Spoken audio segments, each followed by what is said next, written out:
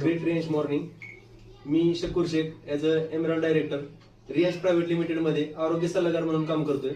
आज आपण इथे सागर सर आणि आमचे धावड सर आहेत यांच्या माध्यमातून शिवानी धावड यांनी हे क्षीरसागर म्हणून सर आहेत त्यांना एक असा रिझल्ट दिलेला आहे की मला सुद्धा असं आश्चर्य वाटतंय की यांचा लिव्हरला बी प्रॉब्लेम होता, दुसरं किडण्यांमध्ये बी प्रॉब्लेम होता, गोळी खाल्ल्याशिवाय त्यांना लघवी वगैरे होत नव्हती आणि सगळ्यात महत्वाचं म्हणजे जवळपास 40 लाख रुपये त्यांना सांगितले होते लिव्हर ट्रान्सफर साठी. पण एवढी काही परिस्थिती नसल्यामुळे पेशंटला घरी आणलं होतं आणि पेशंटची अशी अवस्था होती की लोक आजूबाजूची जमा झाली होती की पेशंट गेलेला आहे म्हणून. पण आज आपण बघतोय मिरेकल रिझल्ट रियाज अमृत दिलेला आहे. तो आपण त्यांच्याकडून ऐकू की खरंच काय रिझल्ट आलेला आहे. मॅडम हे यांच्या पत्नी आहे ते सविस्तर सांगू शकतील की खरंच त्यांना काय रिझल्ट आलेला आहे.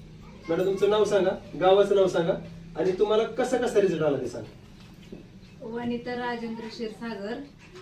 आम्ही ही अमृत ज्यूस घेतलं 1 महिना झालं. त्यांचे गोळे पण म्हणजे कमी झाल्या आणि चांगला फरक पण त्यांना पडला.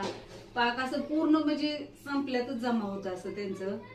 आणि ही औषध घेतल्यापासून पूर्ण असं म्हणजे फरक, झोप लागत नव्हती, सूज येत होती पायावर, ते सगळं पूर्ण क्लिअर झालं.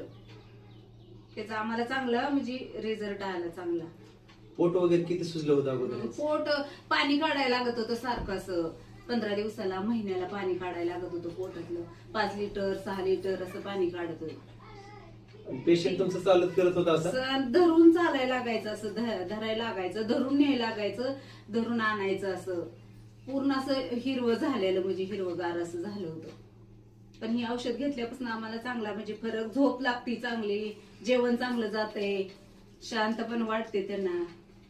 झोपेच्या 1 नाही 2 गोळ्या जरी खाल्ल्या तरी साहेबांना झोप लागत नव्हती आणि असं कोमात जाण्याची शक्यता होती, अशी पाक पूर्ण झाले होते ती. पण ही औषध घेतल्यापासून म्हणजे झोप लागते, सगळं व्यवस्थित आहे आता, काहीच प्रॉब्लेम नाही. सर आता तुम्हाला काय वाटतं हे सांगा. आता पेशंटने सांगणं गरजेचं, कसं वाटतंय तुम्हाला? आता मला 1 नंबर चांगलं वाटतंय.